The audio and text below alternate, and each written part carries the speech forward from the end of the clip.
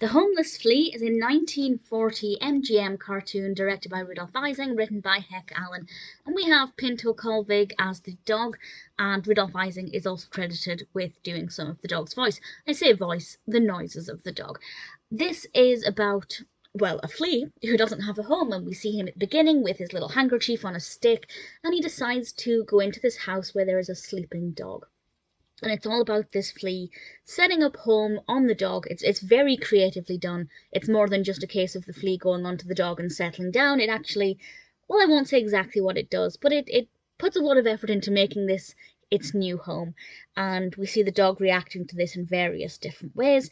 I really like the animation quality. I thought, the close-ups when we see the flea moving through the dog's hair, I thought that was very effectively done. The design of the flea I don't love. I don't love the visual appearance of the flea.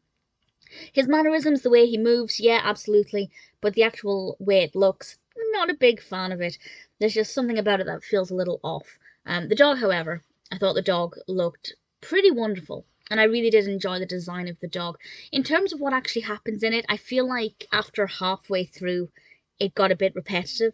It stopped being quite as interesting, but the animation quality itself continued. So visually, I liked it all of the way through. In terms of the narrative, it was more of a film of two halves. It's definitely not my favourite MGM cartoon, or even my favourite Flea-based cartoon. But it wasn't too bad. There were definitely bits about it that I enjoyed. And if there's anything about it that you think you'll like, I'd say it's worth watching at least once.